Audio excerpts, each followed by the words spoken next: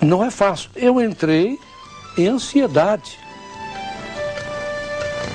Porque veja, eu aprendi aquilo, ensinei durante tanto tempo aquilo, de que não está presente. Daqui a pouco a Sagrada Escritura, eu começo a perceber que Nosso Senhor não usou o verbo representar, ou simbolizar, e há 40 verbos no aramaico que poderia ser usado, ele usou isso, e alguém pode dizer, mas em outras circunstâncias ele usou o verbo ser, como por exemplo, eu sou o caminho, eu sou a videira verdadeira. Sim, mas é preciso ver o contexto. Vai ver que ali se tem que entender literalmente. Tudo isso a gente responde, o vídeo vai ajudar e etc. Eu estava, então, vendo tudo isso e eu comecei a entrar. Não era fácil. Não é fácil. Não é pensar, olha só, eu estava errado. Puxa, vamos fazer caso. Não. Claro, porque você não era com todo carinho. Porque as minhas dúvidas não eram só essas. Eu não aceitava o primado do Papa, eu não aceitava a doutrina do purgatório, eu não aceitava nenhum dos dogmas sobre a Virgem Maria. Então não é fácil. Muitas vezes eu tinha que parar o estudo, sair para fora da casa, esparecer um pouco, porque não é brincadeira. É um sofrimento físico, emocional muito grande. E aí eu volto aqui para o momento em que eu decidi. Tomou a decisão. Tomei a decisão. Eu estava no meu quarto, ajoelhado, só com a Sagrada Escritura, só havia algo além da Sagrada Escritura, que era uma concordância do grego, que não existe, pelo menos não existia na época em português, mas uma outra língua. Eu estava vendo o que o texto grego diz. E me ajudou muito. Eu estava com o Evangelho de São João, capítulo 6. Discurso sobre o pão da vida. Pão da vida. Porque aparece em português 5 vezes a palavra, o verbo comer. Mas no texto grego são 2 verbos. É o fagê e o trogo. Para quem conhece. E eu percebi, por esses velhos, que o discurso tem que ser interpretado literalmente. O Nosso Senhor está dizendo aos judeus, ele está falando na sinagoga de Cafarnaum. Então é preciso ver o que não era lá alguém levantar para dar opiniões, mas se levantar para passar. Não era uma rodinha de amigos. No rodinho, não. Discutindo temas. É preciso ver isso com a autoridade, não só que o Nosso Senhor está vestido, mas na sinagoga se reveste disso tudo. É preciso ver isso tudo. Não é acho que. O acho que. E acontece. Ele vai dizer, e o pão, ele fala do maná. O maná é um tipo, é isso que eu estudei, é um tipo da Eucaristia. O maná, e eu aprendi que o maná foi um milagre. Se eu aprendi lá, veja bem, estou raciocinando ainda como Batista.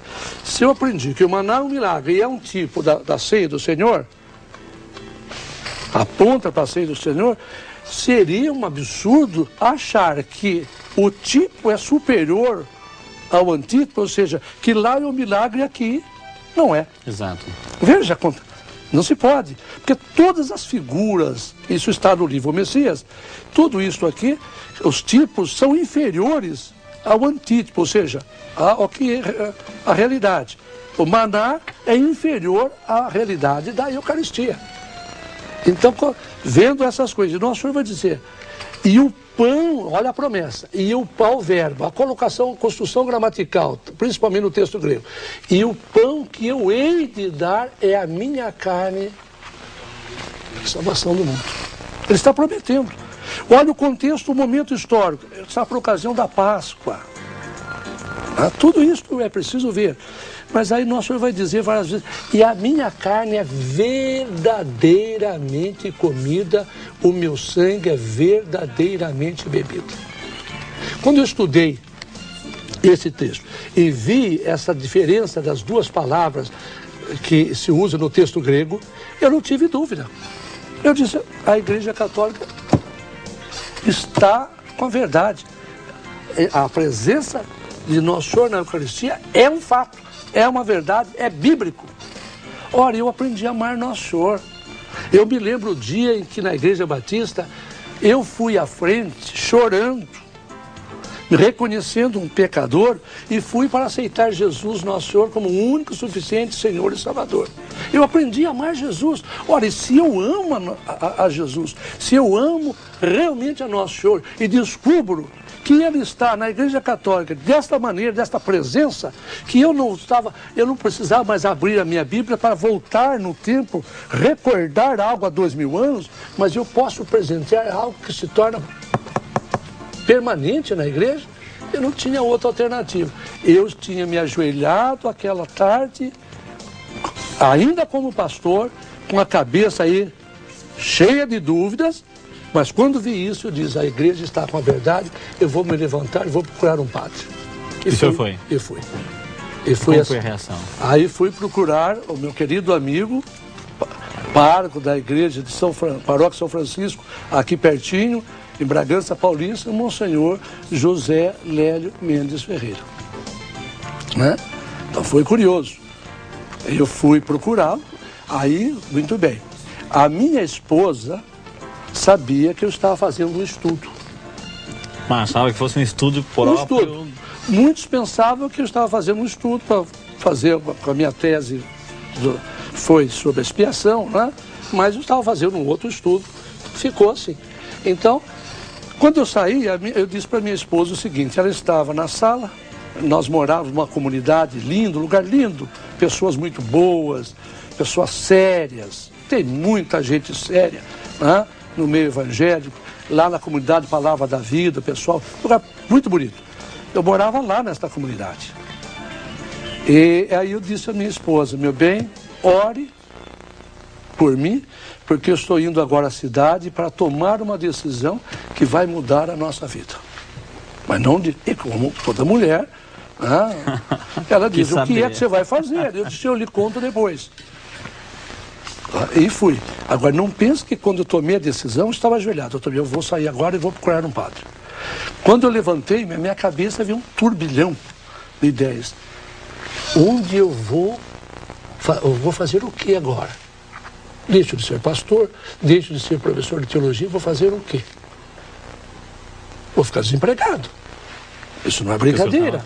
Trabalhando em função da igreja, portanto, a igreja aqui. Não me abalou. Vou sair agora e vou procurar a Igreja Católica. Mas e essas outras dúvidas? Eu disse, não, eu vou chegar lá, eu disse, eu quero... sabe a ideia que eu tinha, Frei Rinaldo? Uma ideia até muito infantil, mas era a minha simplicidade. É aquilo que o senhor falou no começo. Se descobre um tesouro. Um tesouro que a gente... é um tesouro que vale a pena vender tudo para tê-lo. Eu descubro esse tesouro. Eu pensei, eu chego lá, vou procurar um padre. Padre, é o que eu fiz. Padre, o senhor pode me dar... Eu quero que você veja Jesus na Eucaristia. Eu pensei, pois não, para quê? Pensei que era isso. Com a coisa fosse mais simples. Então, veja, veio também os amigos. 4 dos meus filhos, 2 estavam noivos.